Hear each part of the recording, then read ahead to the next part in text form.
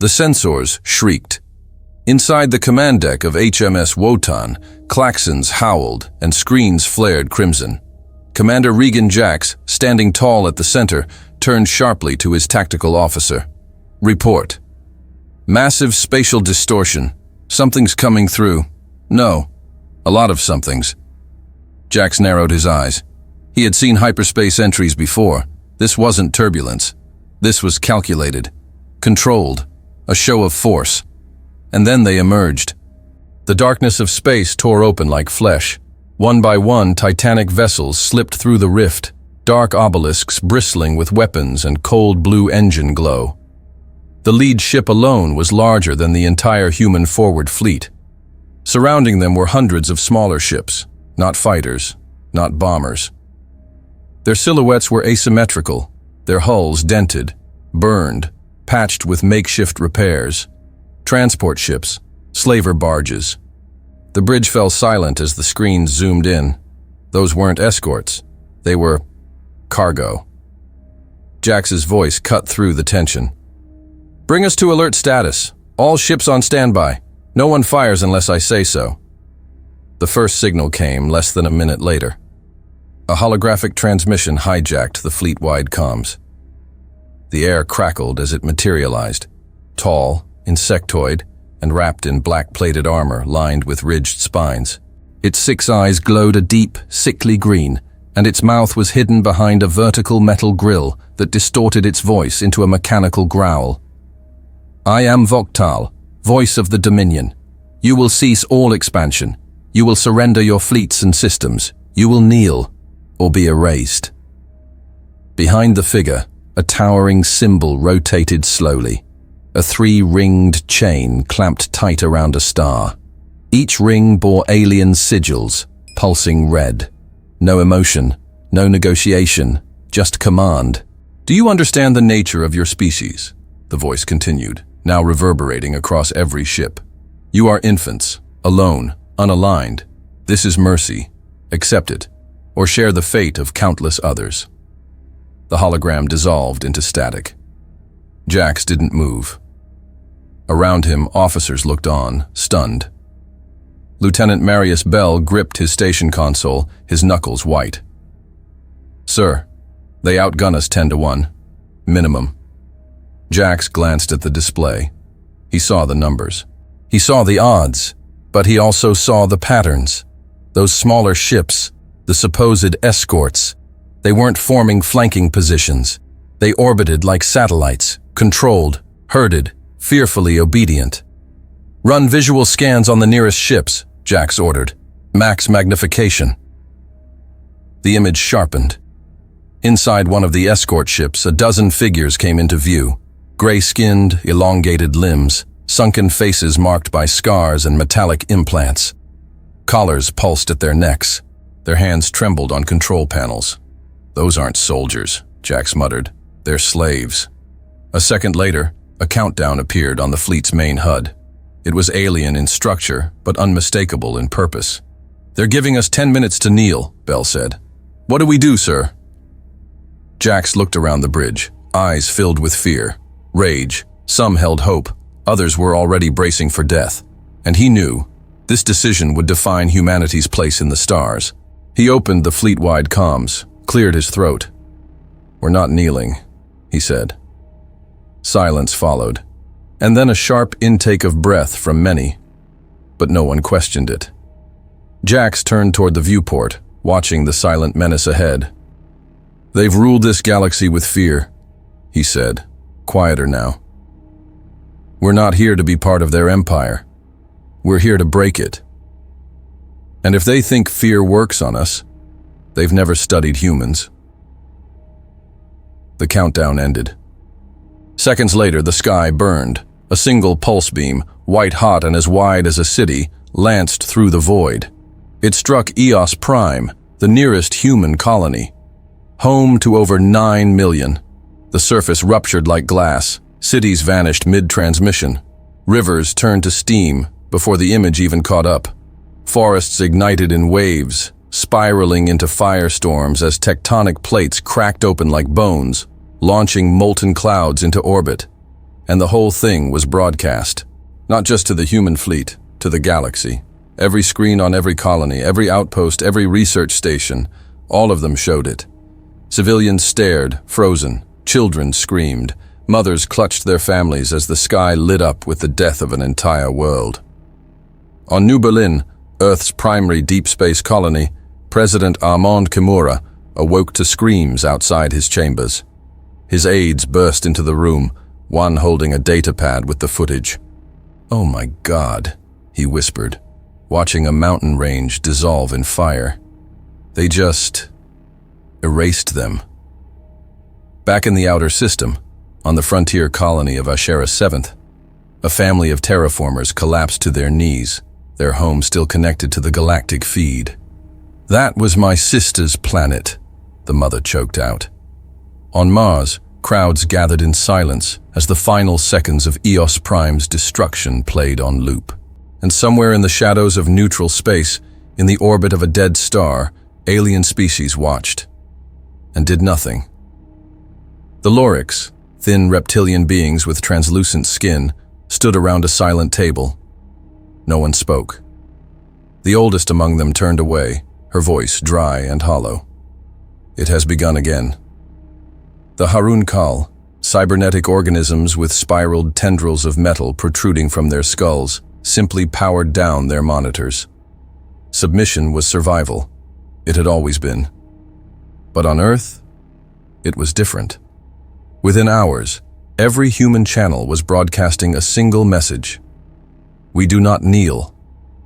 The footage of Eos Prime's annihilation, overlaid with Regan Jax's transmission, his words, his defiance, his face calm and resolute beneath the weight of extinction. In the inner system, weapons platforms activated, shipyards retooled, reservists rearmed. General Lowell on Titan, addressing his troops. "If they think they broke us, they didn't pay attention to our history." In the orbital command of New Eden, Fleet Marshal Keenan Locke delivered his orders with fire in his voice. "This isn't just about survival. It's about making sure no one else suffers the same fate." And Jax, aboard the Wotan, watching as the ashes of Eos drifted past, stood alone at the observation deck. His face betrayed nothing, but his eyes burned. Behind him, Bell stepped forward. "They'll be back, sir, in force." Jax gave a slight nod. "Then we'll meet them in kind." He turned one last time to the viewport, where the last embers of Eos flickered like dying stars. "They demanded surrender," he muttered. "We'll give them war." The wreckage of Eos Prime still glowed beneath the drifting clouds of ash when the HMS Wotan broke formation and surged ahead.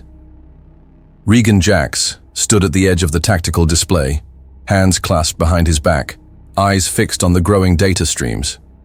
Around him, the command bridge moved with grim efficiency. The air carried a tension that burned more than fear. It was purpose, raw and unrelenting.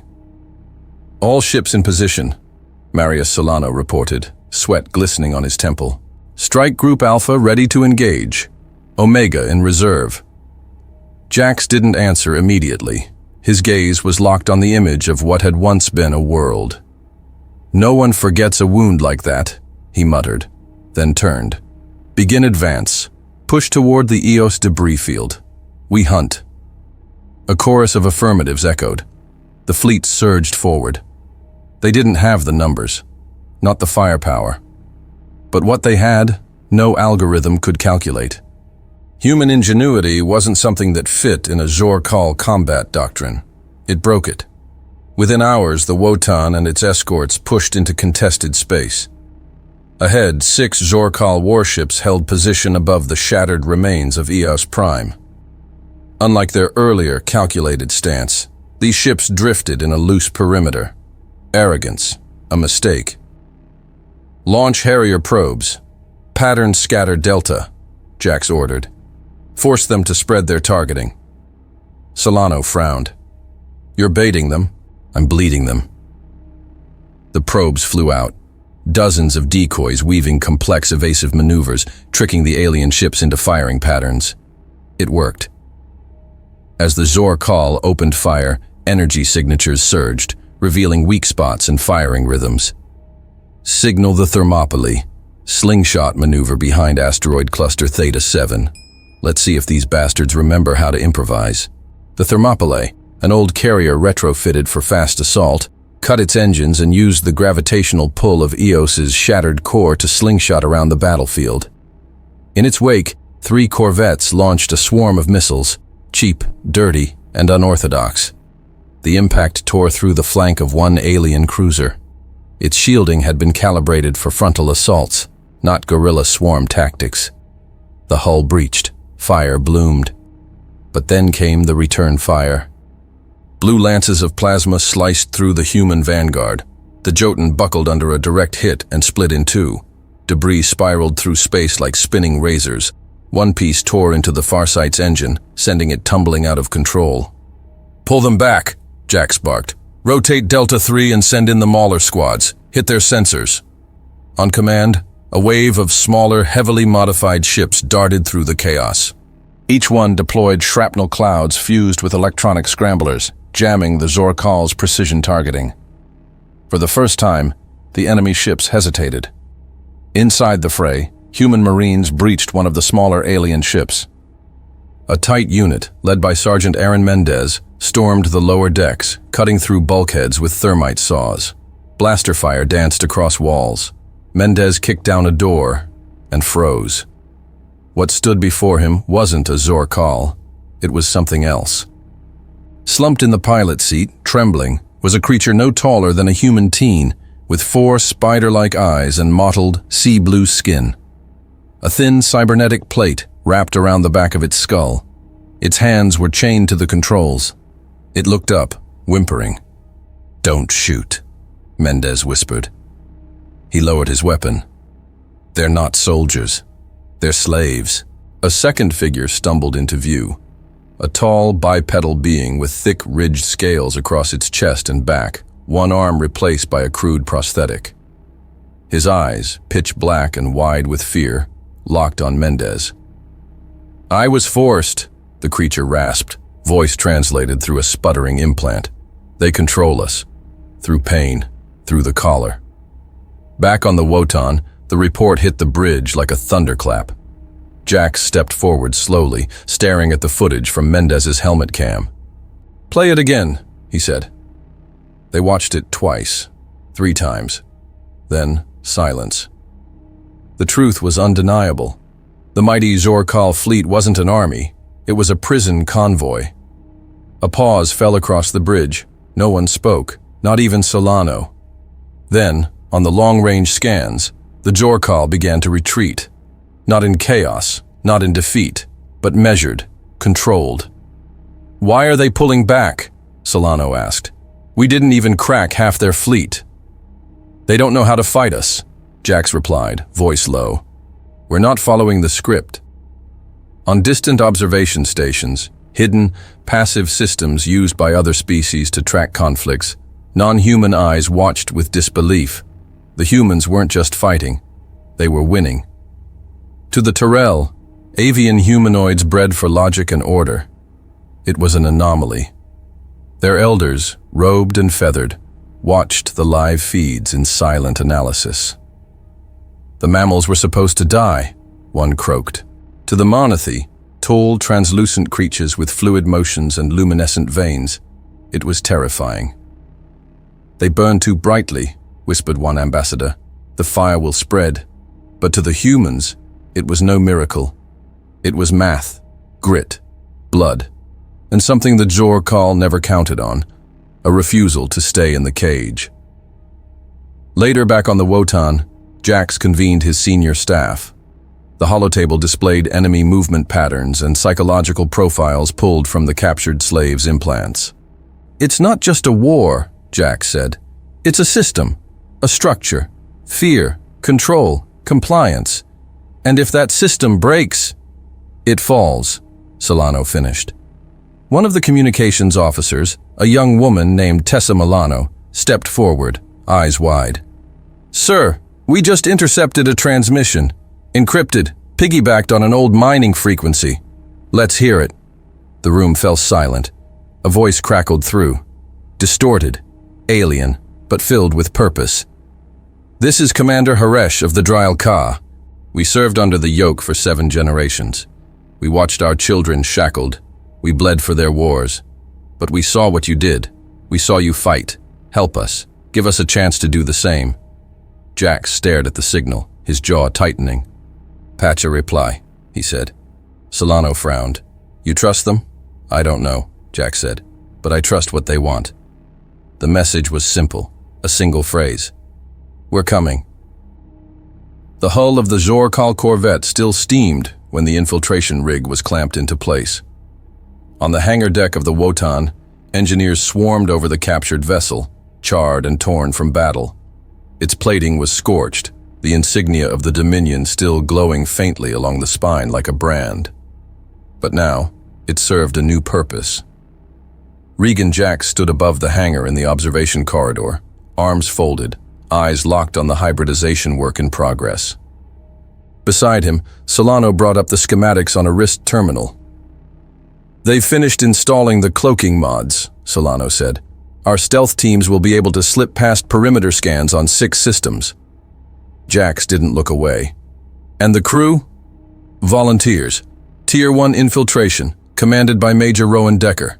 Jax nodded once. "Launch them. Tonight." The war was no longer fought in formations and ship corridors. Now it spread through shadows, whispers, stolen signals. Infiltration teams, trained on Luna and Mars under the black banners of the Interstellar Strategic Division, were inserted across multiple slave worlds. They used stolen Zorkal craft, mimicked patrol codes, and operated in 3s and 4s. Their goal wasn't sabotage, it was recruitment. On the planet Quarith, a cracked and arid world with cities built into cliff faces, Major Decker's team passed unnoticed under the twin suns. Wearing masks carved from hollowed-out Dominion armor, they moved among the working camps like ghosts. One night, beneath the ruins of an old heat exchange station, they made contact. The Dryal Ka. Their leader, a gaunt, 4-eyed alien named Varric, emerged from a drainage tunnel, his movements sharp but cautious.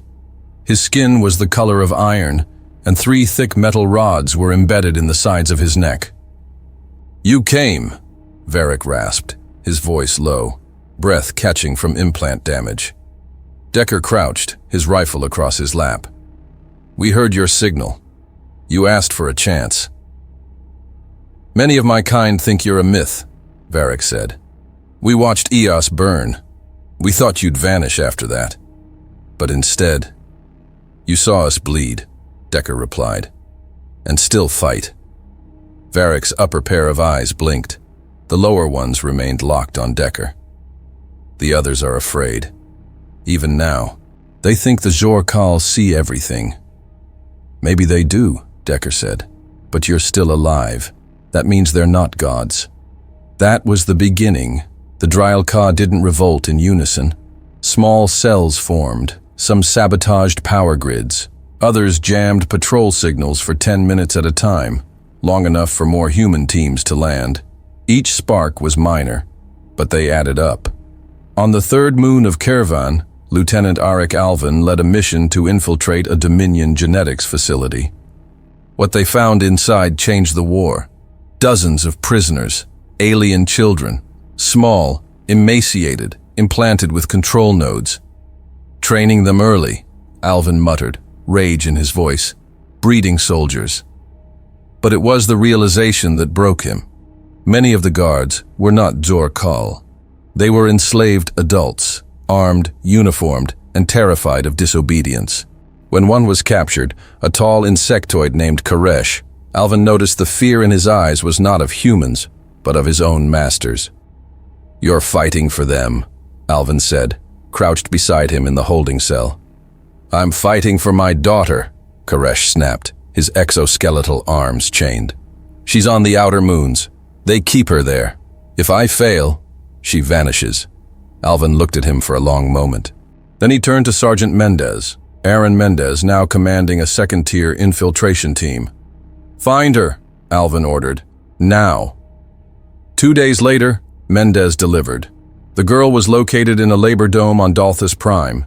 She was extracted. When Koresh was shown the footage of her safe and alive, something inside him shifted. He began naming Dominion outposts, officers, weaknesses. In the shadows, human intelligence grew sharper. But the Zor-Kal weren't idle. Word of resistance leaked into slave populations, and the response was swift. On Selukar, a lush, jungle-covered planet, over 500,000 slave laborers were incinerated from orbit without warning. Firestorms ripped through biodomes. Tree cities evaporated mid-broadcast. Entire populations turned to vapor in seconds. The Dominion made no public statement. Only silence. The message was clear. Jax watched the footage in the Wotan's war room. It played in grainy silence. No screams. No defiance. Just vaporized life. "They want to scare us back into our cages," Solano said beside him. "No," Jax murmured. "They want the others to think we won't come." That same night, a council of fleet leaders and intelligence commanders convened aboard the Wotan. The plan Jax proposed was unprecedented. "We liberate a planet," he said, voice low and calm. "Not a raid, not a sabotage, a full-scale assault. We take it, and we broadcast it." General Renji Kavik, commander of the 3rd Outer Rim Fleet, leaned forward. "That will bring the whole Dominion down on us." "I hope it does," Jax replied. "Let them see we're not afraid of their wrath." The target was selected, Vok-Tor, a desert world turned penal colony, used by the Zor-Kal to break dissident species. The air was toxic, the water tainted, its sky perpetually blood-red from orbital pollution. But it held 6 million slaves, and a garrison too small to expect a full invasion. The human fleet came in from the black side of the system, silent and dark. They used Dominion ship codes obtained from Koresh, adapted through human encryption layers. It got them past the first 3 layers of defense. Then the sky ignited. Jax himself rode aboard the HMS Wotan, flanked by the Thermopylae and the Jotun. Atmospheric fire sheared across the hull as the fleet dropped into low orbit. Drop pods rained down in waves. On the surface, Dominion sentries scrambled. Their command nodes failed, jammed by tech stolen and repurposed by human engineers. Resistance was fierce but disorganized. In the southern sector of Vok-Tor's prison spires, Sergeant Mendez's team carved a path through shock troops. They carried signal relays, modified to intercept and rebroadcast Dominion frequency. At the summit of Spire 4, they jammed the relay into place. All across the planet, Dominion propaganda feeds flickered, then died, and were replaced. The footage was brutal, direct, slave pens opening, prisoners running free, Dominion officers being captured, humans standing shoulder to shoulder with species the galaxy had written off. Jax's voice played over the footage. "To every world that hears this, you are not alone. The chains can break. We are the hammer." The message reached farther than they imagined. The relay piggybacked on slave tech. Some of it touched deep space relay nodes built centuries ago. Within a cycle, dozens of slave worlds had seen it. The next morning, as the dust settled on Vok-Tor, Solano approached Jax on the surface. "They'll come back," he said, voice hoarse. "I know," Jax replied. "What do we do then?" Jax turned toward the horizon, where the shattered remains of a Dominion transport still burned in the sand. "We show them that fear doesn't work anymore." The sky above Kartor split open in streaks of fire and steel. Orbital descent pods tore through the atmosphere, flaring red and gold as the combined human fleet launched the full-scale assault. The target, a former industrial hub turned into a supply planet by the Zor-Kal, strategically vital, heavily fortified, and populated by millions of enslaved beings across dozens of species. The planet's name was Dravak Prime. To the Zor-Kal, it was designation S937, a node in their logistics web. To the humans, it was the front line of a new phase in the war. From orbit, the Wotan, Thermopylae, and Jotun coordinated fire. Rail cannons raked enemy defense arrays, clearing safe zones for dropships. Inside one of them, Commander Rowan Decker braced as the shuttle rocked violently. "Touchdown in 60 seconds, the pilot shouted. Decker glanced to his right. Aaron Mendez sat, silent, checking the seals on his armor. Across from them, the fire team leader, Sergeant Nolan Creed, murmured final instructions to his unit. Decker keyed his comms. "All units, no assumptions. Not everyone down there wants saving." The pod slammed into the surface like a hammer. The doors blew open, and chaos followed. Urban spires rose like jagged fingers, their surfaces scorched with Dominion symbols. Resistance was immediate. Automated turrets turned entire alleyways into death zones. Slaver drones swept through plazas, firing indiscriminately. But the humans had come prepared. Decoy drones deployed in thick clouds, mimicking troop signatures and confusing enemy target locks. Infantry squads leapfrogged through rubble and ruined factories, planting charges at key junctions. In orbit, coordinated EMP bursts disabled long-range comms. Still, for every block gained, a dozen men fell. Mendez's team breached a Dominion garrison bunker, finding a unit of guards already surrendering, unarmed, heads bowed. But when interrogated, one of them, a reptilian Crithari with rust-colored scales and a sunken left eye, spoke in a whisper. "You shouldn't have come." Mendez frowned. "Why?" The Crithari looked up. "Because we don't want to be free." Before Mendez could react, the alien triggered a hidden explosive beneath his uniform. The blast took 3 soldiers with him. Back in the field HQ, Solano relayed the report to Jax, who stood silent as the loss figures updated on the screen. "Some of them don't see us as liberators," Solano said grimly. "They've lived so long in the cage they think the sky's a threat," Jax replied. "We'll give them time to look up." 3 days of brutal fighting passed. Then, breach. Using tunnels beneath an old fusion plant, a combined force led by Decker flanked the Central Dominion Command spire. Air support from the Thermopylae burned through defensive turrets. Inside, Dominion commanders self-destructed rather than be taken alive. And in the aftermath, the survivors emerged. Dozens, then hundreds, pale, emaciated, wearing old uniforms from long-fallen species. Some cried, others watched silently, and among them stood one figure unlike the rest. He was massive, over 2 meters tall, with armored gray skin and 3 jagged crests protruding from his scalp. His left eye was sealed shut by an old cauterized wound. Shackles still hung from his wrists, though they'd long since been broken. "I am Cathar, son of none, slave of none," he said. "You shattered the sky. You brought the fire. Why?" Jack stepped forward, his voice steady. "Because it was time someone did." Cathar studied him. "We've heard promises before. Many species offered freedom. They ended up like us." "We're not here to rule," Jack said. "We're here to end rulers." Cathar's good eye narrowed. "And if I say we do not trust you?" "Then walk," Jax replied. "We won't chain you to freedom." The silence stretched. Then Cathar nodded once. "Good. I will walk with you."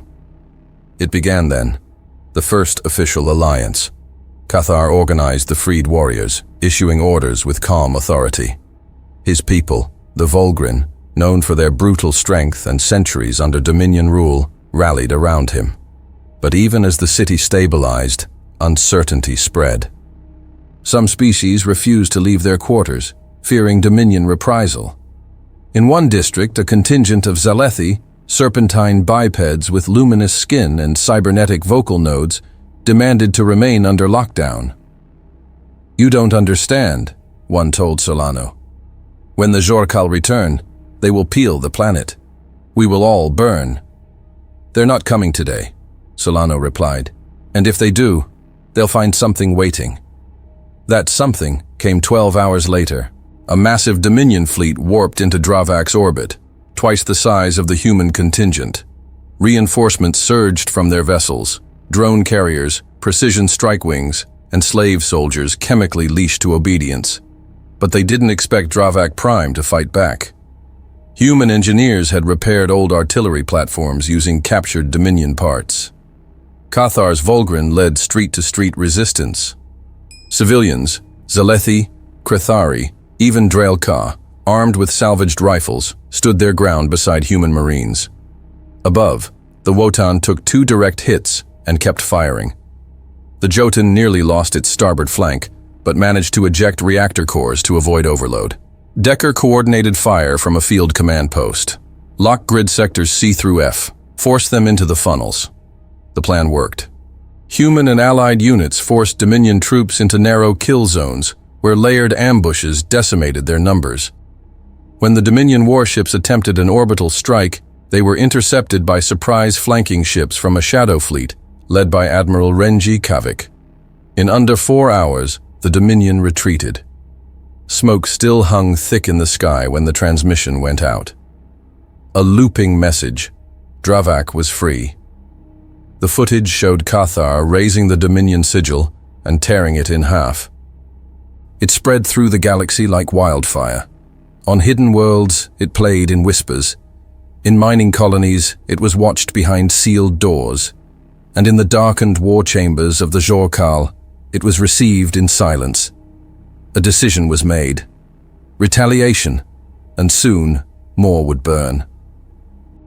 The system of Talvarek died screaming. 12 inhabited worlds, 30 billion lives. In less than 4 hours, the Jorkal erased them all. They came in silence, no ultimatum, no demands. Orbital bombardments began before their ships were even on sensors. Firestorms consumed oceans. Shockwaves split continents. Entire cities were vaporized mid-broadcast.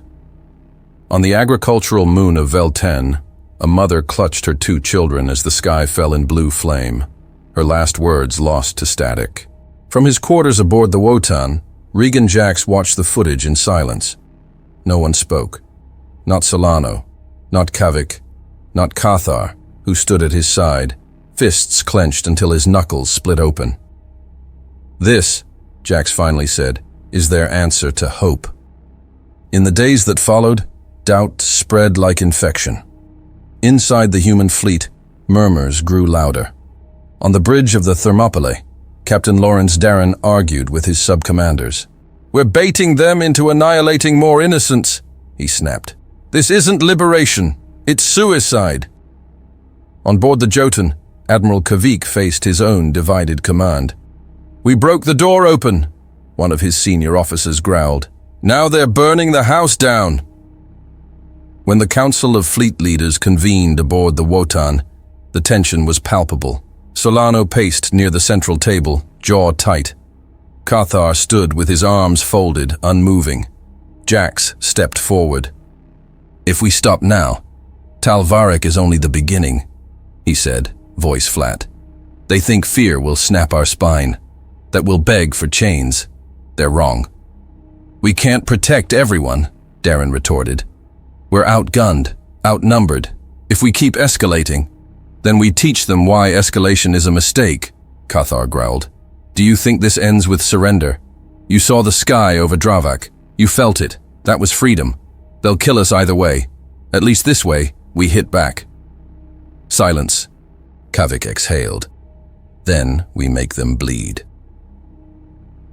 That night, a signal arrived on a narrow band channel. Encrypted. Origin unknown. The language was unmistakable. Zorkal. Jax personally oversaw the decoding. The message was simple, a request for dialogue. The attached signature came from a name buried deep in Dominion archives. Valzir, once a tactical engineer, now marked as a traitor. They arranged the meeting in the asteroid vaults of Osknar, a dead system far from civilian reach. Valzir stood tall, his armor stripped of rank. He bore the classic Zorkal physiology, elongated frame, pale slate skin, and a triangular cranial plate that shimmered faintly in dim light. But where others of his kind carried themselves with arrogant certainty, Valzir's eyes were tired. His voice lacked the venom of command. "You are different," he said to Jax. You resist not because you think you can win, but because you believe surrender is worse. You're right, Jax said. And you're still breathing, so I assume you agree. Valzir handed over a data core. 10 staging worlds, 3 communication relays, 2 war factories, their locations, weaknesses, rot has set into the Dominion. It was always there, but now, you've stirred it. You're not doing this out of guilt, Solano said, arms crossed. No, Valzir admitted. I'm doing it because the system we built can no longer contain its own fire, and because I know what's coming if it falls apart uncontrolled. That night, human tech teams decrypted the data, maps, ship schematics, deployment cycles. But hidden among the logistics was something else, a reference, buried, fragmented. Initiative, Eclipticon, planet kill sequence, Nexus vaults, core star ignition. They didn't know what it meant, but it was there. When Jax reviewed it, he said nothing.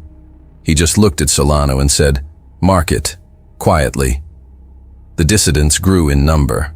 Valzir was not alone. Others followed. Zorkal engineers, logistics officers, lower command ranks. They delivered sabotage protocols, backdoor access to Dominion security grids, even activation codes for orbital turrets. To prove their loyalty, one of them, Sheer Varn, a former orbital architect, personally guided a human strike team into a Dominion weapons depot and detonated the entire station from within. The humans took the bodies of their fallen and the data cores from the wreckage. It was enough. But the true revelation came from Valzir himself. There are not many of us, he told Jax in private.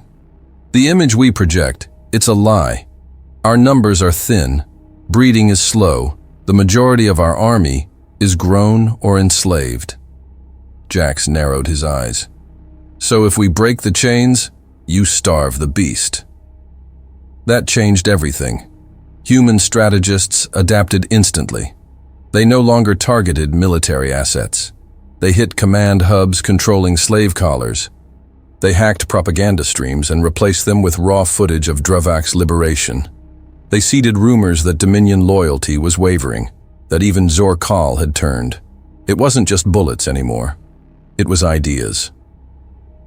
In the mines of Aranth 5, someone painted a human flag on a loading crane. On Koratesh, slave fighters refused to board transport vessels after hearing whispers of a free world where Cathar ruled with no masters. Human agents used Dominion comms to fake orders, leading patrols into ambushes orchestrated by local rebels. Entire garrisons collapsed into chaos when internal divisions turned violent. The Zorkal couldn't respond fast enough. They didn't even see the infiltration coming. With Valzir's help, human strike teams embedded sleeper agents inside planetary governorates. Zorkal dissidents, wearing the faces of their kin, moved undetected through the Dominion. And planet by planet, quietly, efficiently, they unlocked the doors. Dravak was no longer alone. 4 more systems fell into rebellion. Human supply ships delivered weapons, food, and relay devices. Freedom moved through the stars like smoke under the door. But it was just the beginning. A wall of fire climbed the sky above the fortress moon of Barostal as the outer defenses collapsed. From the shattered remains of the perimeter towers, thousands of slaves, once loyal to the Dominion, threw down their arms and joined the assault. The uprising had begun. In the wake of the covert operations and liberated systems, the galaxy had caught fire. Worlds once silenced under Dominion control now pulsed with rebellion. On Dravak Prime, Cathar stood before a mass of new recruits, Volgrin, Krithari, Zalethi, even Draelka, and raised a fist. "Your masters are bleeding," he roared. "Now we finish what we started." The footage was captured by human drones and broadcast covertly through Dominion relay towers now under Allied control. The message reached further than any missile could. On the mining world of Gast 9, overseers were dragged from command towers by their own workers. On Othral, children painted the sigil of the resistance onto walls once marked with slave codes. but not all rebellions succeeded. On the storm-choked planet of Varath 10, a revolt by the arachnid-like Halari was crushed within 2 days. Plasma bombers razed entire hive structures. Survivors were chained together and displayed across Dominion broadcast networks, a warning dressed in blood. Still, the map changed. Regan Jack stood aboard the Wotan, overseeing the shifting tides. With each uprising, new names appeared, new systems, new fleets. The resistance was no longer a whisper. It was a roar, but it wasn't unity. In the aftermath of Barros Tal, a conflict erupted among the Zalethi and Krithari cells. The Zalethi leader, Voresh Lan, a tall, blue-scaled figure with a cybernetic spine, demanded full extermination of all Zorkal, including those who had surrendered. "They will enslave again the moment we falter," Voresh hissed during a war council. Across from him, Cathar's voice was low and cold. "And if we become butchers, we become them." The argument escalated until Jax raised a hand. "We didn't come here to replace tyrants," he said. "We came to end them." He knew the line between vengeance and justice would only grow thinner. Meanwhile, human forces adapted to new warfare. Tactical officers integrated Dominion tech for planetary disruption, broadcast drones, atmospheric jammers, and mobile projection towers. When fleets advanced, they were preceded by messages of liberation. In the orbit of Mirror Lock, enormous projectors were deployed on asteroids and derelict hulls. Each beamed resistance broadcasts 24 hours a day. Images of Dravak's uprising, Cathar's speech, human soldiers freeing children from slave pens. One message repeated in hundreds of languages. "You are not theirs. Rise." It worked. In the core region of Vexor, a fleet of former slave ships turned on their masters mid-patrol. The rebellion claimed 5 moons in one cycle.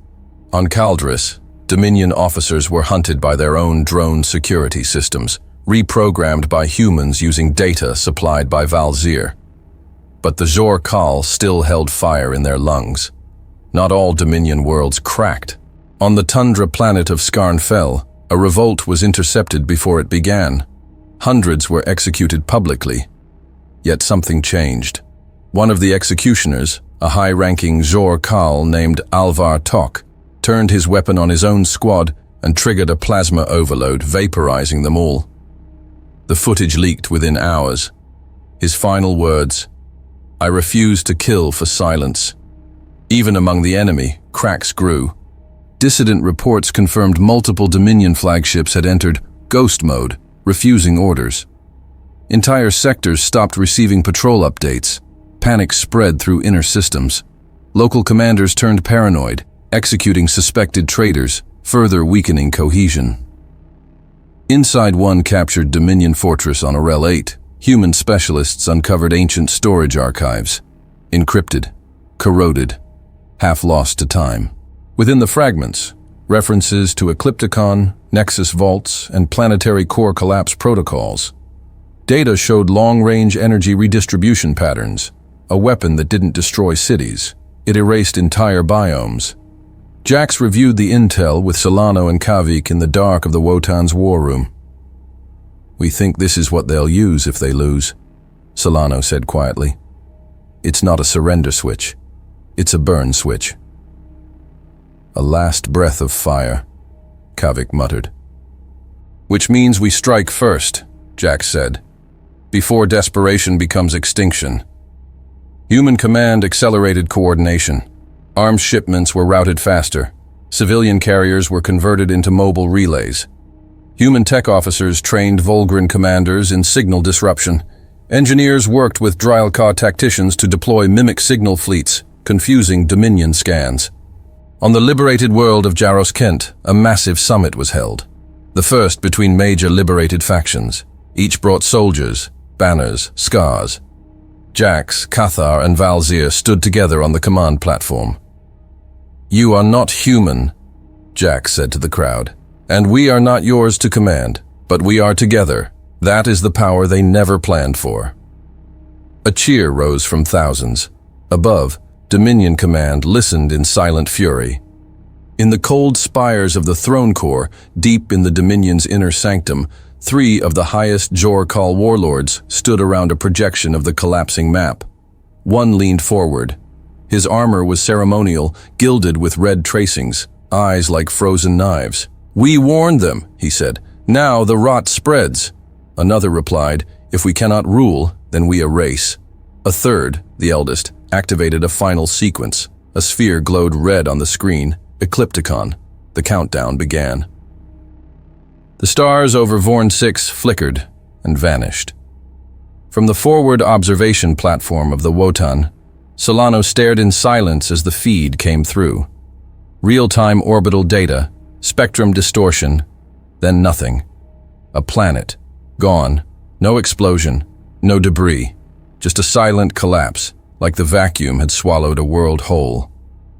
What remained was a single ripple in space, pulsing once, then fading into dark. "They activated it," whispered Ensign Corrin, hands trembling over his console. "Confirmed. Full planetary erasure.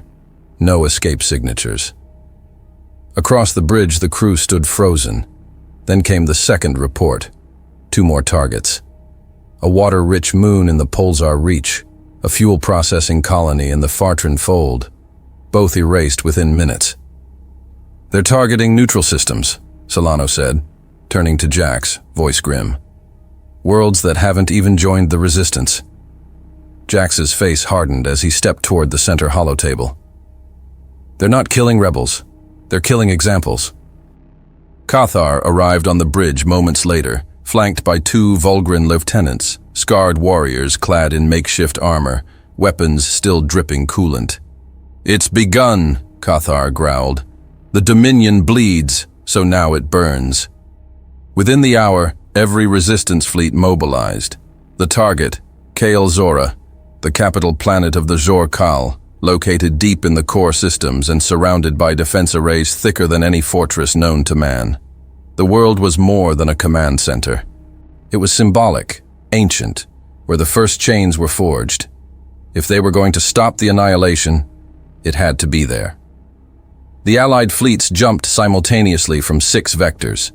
Human vessels led the charge: Wotan, Jotun, Thermopylae, Thalos, and Oracle. Volgren war beasts followed, organic ships lined with bone plating and void-warped cannons. Dryal Ka swarm frigates darted through the gaps like ghosts. Kael Zora was ready. The Dominion defense grid opened with force unseen in any prior engagement. Orbital rings fired neutron flares. Starships blackened the void with overlapping salvos. Boarding torpedoes were torn apart mid-flight. Entire fleets were reduced to static before clearing the outermost layer. Jax stood on the command deck, braced against the impact tremors. "Hold formation," he barked. "Tear the rings from the sky, section by section. Hammer and fold." Below, the planet's atmosphere churned with storm wall defense systems, automated climate barriers designed to destabilize enemy aircraft. Human strike teams adapted mid-drop, using thermal shielding harvested from Dominion wreckage. Groundside, the terrain was madness. Massive spires of obsidian-black infrastructure rose into burning clouds. Defensive walkers prowled the valleys, 8-legged constructs with living cores, armed with energy lances that split tanks in half.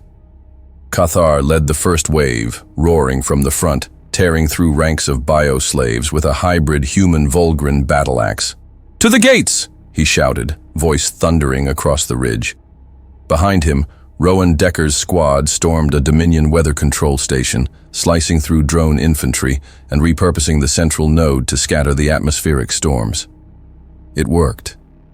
A corridor opened straight to the capital district. But it wasn't just war outside. It festered within. At the central war table, a rift opened among the resistance leaders. Voresh Lan slammed his clawed hand onto the console. "We push through and erase them all. Burn every last one." "You'd make us tyrants," Arik Alvin countered, voice cold. "You'd hand our children an empire built on vengeance." "They built theirs on worse." Valzir, standing silent until then, finally spoke. "If you kill all of us, who speaks for the ones that turned?" Cathar looked at Jax. Your call. Jax took a breath. No species owns righteousness. But if we lose the line now, we lose everything. We take the leadership, not the future. They moved forward, focused, precise. The final assault reached the Citadel core, a monolithic structure buried into Kael'Zora's crust. Human and alien units breached the outer sanctums, fighting through fusion-lit halls and corridors lined with neural firewalls and flesh-coated turrets. Inside one control chamber, engineers from Thermopylae uncovered a central power spike. Marius Solano read the data and went pale. Massive energy buildup under the capital, he said into the comm. Core is cycling faster than planetary fusion thresholds. They're not just defending this world, they're weaponizing it. Data streams confirmed it. The Eclipticon Protocol. Not just a planetary detonation. A ripple effect. A galaxy-scale ignition chain set to overload star cores one by one. Collapse entire solar systems in sequence. Back on the bridge, Jax stared at the projections. If they're going down, they're taking the galaxy with them. He clenched his fist. Not if we get there first. Teams were rerouted. Decker, Mendez, and Cathar led infiltration units through maintenance shafts and collapsing infrastructure. Every second, seismic quakes shook the city. One of the Volgren lieutenants, Barak, was crushed under a falling plasma conduit. Another Dryle-Ka tech was incinerated when a feedback pulse surged through a stolen interface. Still, they pushed forward. In the core reactor vault, human engineers unlocked partial control. Readings confirmed the weapon was live. Activation, 38 minutes. On the surface, chaos reigned. Resistance fighters were split by wave after wave of shock reinforcements. The Jotun lost its starboard engine, crashing into the sea east of the capital tower. On board, Kavik refused to evacuate. He activated the final barrage from the surface cannon before the bridge collapsed on top of him. All over Kael'Zora, Allied troops shouted the same command. Push forward! Buy time! Don't let them fire! And somewhere in the buried heart of the world, under heat and fire and the weight of 1,000 years of tyranny, Regan Jax looked to the last vault door. He turned to his team, face set like iron. Cut through, he said. They've chosen death for all of us. He drew his sidearm. Let's make sure we choose something else. The core vault split open with a blast of superheated pressure as the final door was breached. Regan Jax stepped through first, steam curling around his armor, boots crunching against a floor of scorched alloy. Behind him came Cathar, his left arm barely functional, blood from 3 species soaked into the ridges of his armor, and Aaron Mendez, carrying the last interface spike. Beneath them, the planet groaned. Readings confirmed it. Kael'Zora's mantle was fracturing. The Eclipticon array had already primed its ignition path. The next core surge would cascade through neighboring star systems in a chain reaction that couldn't be stopped, unless they disabled the source now. Jax didn't wait. He pointed to the control node embedded in the massive obsidian console ahead. Mendez, the spike. Mendez dropped to one knee and jammed the device into place. Sparks burst from the interface. The display stuttered, lines of alien code blinking red, cycling faster. Then the defense grid surged to life again. Sentinels activated. From the ceiling and floor, towering constructs descended, 6-legged guardians with plated skulls and spinning blades for limbs. The room became a storm of metal and light. Cathar roared, charging head first. One sentinel drove a blade through his thigh, and he crushed it with a single swing of his war axe, snapping its chassis in half. Mendez ducked a sweeping arm and fired 3 precision rounds into another's joint, barely slowing it. "Buy me 1 minute," he shouted. "Buy us a future," Jax snapped back. He vaulted over a control platform, driving his knife into a sentinel's sensory core before spinning around and emptying his sidearm into its throat. Sparks lit the chamber. The floor trembled. Mendez yelled, "I've got the kill route." He plunged the spike deeper and began the final override. Data poured into his display. Symbols warped and shifted. Energy levels dropped. then a scream. Cathar fell to one knee, blood seeping from a gash across his back, carved clean through his armor. A sentinel raised a blade for the killing strike. Jax didn't hesitate. He slammed into the construct, shoulder first, driving it off balance. It twisted mid-air, catching Jax in the ribs, cracking bone. But Cathar had time. He stood, lifted his axe, and took the sentinel's head in a single, final blow. It collapsed. So did he. Jax staggered to his side. Cathar! The Volgrin warrior exhaled slowly, a tremor in his chest. His one good eye locked with Jax's. You break the chains, Cathar rasped. Don't replace them. Then he went still. Commander, Mendez called. It's done. The ignition's dead. It's over. Jax stood slowly, pain radiating through every muscle. No, he said. It starts now. Above the surface, the sky over Kalzora burned as the final resistance collapsed. Human and alien ships strafed the Citadel towers. What was left of the Dominion's high command tried to retreat, but their jump drives were disabled by sabotage teams embedded weeks before. From orbit, the Oracle and Thalos coordinated the final barrage.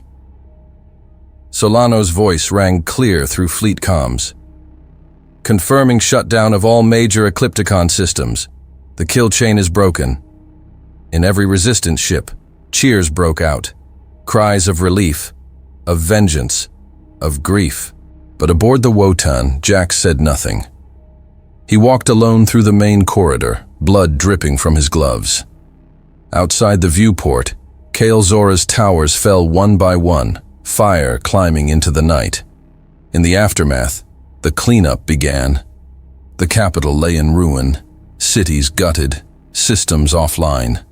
The last of the Jorkal loyalists were hunted down or surrendered. Some disappeared into tunnels, never to be seen again. The few Dominion leaders who remained alive were taken for trial, though several factions demanded execution instead.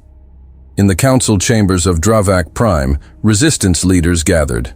Old enemies, new allies, different species, different creeds. And one question. Now what? The Zalethi emissary voiced it first. Who rules now? Who keeps order? Others echoed it, nervous, angry, confused. There was no plan, no structure, no unifying authority. Arik Alvin looked to Jax. They want you to lead. Jax shook his head. We came to break a throne, not build another. But without someone, Solano began. We give them a voice, Jax said. Let each world rise on its own. Let them choose. Some disagreed, others nodded, but none had a better answer. On the third day after Kalzora's fall, a message was sent from the Wotan, broadcast to every system, every freed colony, every shadow that had once feared the Dominion. It was Jax's voice. This is not a call to follow. This is a call to stand. We have broken the chains. What you do with your freedom, what we all do, will define the next 1,000 years. The signal cut. No anthem, no celebration, just silence. Across the galaxy, some worlds began rebuilding. Others fell into infighting. Old rivalries flared. New threats emerged from the dark. Smugglers, warlords, self-proclaimed governors. But something had changed forever. The fear was gone, and in its place, possibility. Inside the dim command center of the Wotan, Jax stood once more before the stars. Alone. Solano entered quietly. Still no word from half the liberated systems. Some are forming councils. Others, not so much. Jax didn't turn. It was never going to be clean. What do we do now? Jax let the silence stretch. Outside, the stars blinked. Cold. Quiet. We broke the chains, he said finally. His voice low, weighted. Then, after a breath, now, let's hope we never have to forge them again. Hey, you're still here. That's awesome. Hope you had a great time with the story. Remember to hit the like and subscribe buttons. It really makes a huge difference to the channel. And hey, I've got something else for you. I've chosen another story that I think you'll really enjoy. Just click the card right here, or hit this one to jump into the full playlist. See you in the next one.